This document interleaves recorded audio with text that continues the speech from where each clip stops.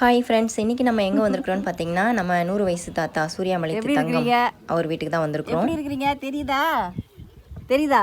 யாரு யாரு யார்? நானு வனிதா. வனிதாவா?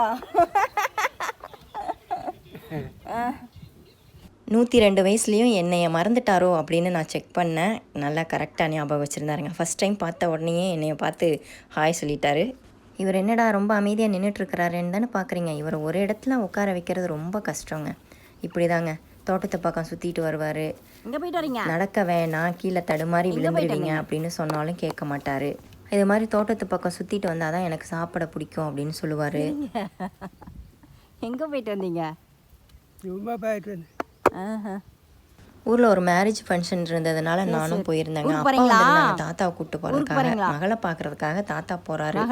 தாத்தாவுக்கு காது தாங்க கேட்காது, கண்ணு நல்லா தெரியும். அதனால தான் இங்கே வர்றது அங்கே போகிறதுன்னு சுற்றிக்கிட்டே இருப்பார், ரவுண்ட்ஸிங்லேயே இருப்பார். மகளை பார்க்க போகிறீங்களா?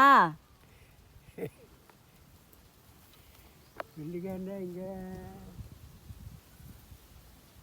எடுக்கிறேன், அங்கே வேறு எடுக்கிறேன். திங்கிறதுக்கு மாடு இல்லை. ஆமாம், மாட்டு தீவன புல்லு நிறைய இருக்கான், அதாவது நிறைய விதைச்சிருக்காங்க. அதை சாப்பிட்றதுக்கு மாடு இல்லைன்னு ரொம்ப ஃபீல் பண்ணுறாருங்க. மாடு நிறையா இருந்துன்னு வச்சுக்கோங்களேன், இந்த மாதிரி தாங்க பண்ணுவார். ஒரு மாட்டுக்கு 2 மாட்டுக்கு இல்லை, எல்லா மாட்டுக்கும் இந்த மாதிரி கட்டுத்தாரியை பில்லு போடுறது, இந்த வேலையெல்லாம் செய்வார். அப்படிங்கிறதுக்காகவே மாமா வந்து மாடை குறைச்சிக்கிட்டாங்க.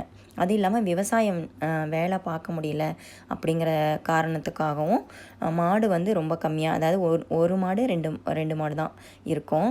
அதனால் தாத்தா ஃபீல் பண்ணுறாரு, மாட்டு தீவன புல்லு சாப்பிட்றதுக்கு மாடு இல்லை அப்படின்னு சொல்லி. காலையில் சாப்பிட்ட உடனே கிளம்பி மாமா வீட்டுக்கு வந்துடுவாருங்க. இங்கே வந்துட்டா இந்த மாதிரி மாட்டுக்கு தீவனம் போடுறது, கோழி குஞ்சுக்கு தண்ணி வைக்கிறது, இந்த வெள்ளாடு நிறையா இருக்குது, அந்த வெள்ளாட்டுக்கெலாம் தீனி போடுறது, இந்த மாதிரி வேலைகளெல்லாம் செஞ்சுக்கிட்டே இருப்பாருங்க.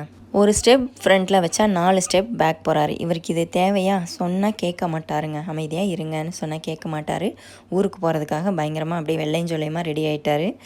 மகளை பார்க்க போகிற குஷியில் இருக்கிறாரு. பாட்டியும் தாத்தாவும் தான் போக போகிறாங்க. அப்பா வந்து அந்த மேரேஜ் ஃபங்க்ஷனுக்காக வந்திருந்தாங்க. சரி, அங்கே ஊருக்கு வரணும் அப்படின்னு ஆசைப்பட்டாங்க. அதனால் இவங்கள அப்பா ஊருக்கு கூப்பிட்டு போக போகிறாரு. அந்த குஷியில் இருக்கிறாரு. பாட்டியும் தாத்தாவும் 2 பேரும் சேர்ந்து தான் போக போகிறாங்க. பாட்டி ஊருக்கு போகிறேன்னு சொன்னது தான், இந்த புடவை கட்டிட்டுமா அந்த புடவை கட்டிட்டுமா கேட்டு செலக்ட் பண்ணி கட்டிக்கிட்டு கிளம்பியாச்சுங்க. மகளை பார்க்க போகிற குஷி பாட்டியோட முகத்தில் நல்லாவே தெரியுது. 100வது கல்யாணம் முடிஞ்சதுக்கப்புறம் இப்போ வரைக்கும் எங்கேயும் வெளியில் போகலைங்க. இப்போ தான் ஃபஸ்ட் டைமாக அம்மா வீட்டுக்கு போகிறாங்க. கிட்டத்தட்ட பொண்ணு மாப்பிள்ளை விருந்துக்கு போகிறாங்கன்னே சொல்லலாங்க. சென்னைக்கு வரணும்னு ஆசைப்பட்றாங்க. கூட்டிகிட்டு வரலாமா வேணாமான்னு பிளான் பண்ணிக்கிட்டு இருக்கேன். கூப்பிட்டு வரலாமா வேணாமா கமெண்ட்டில் சொல்லுங்கள்.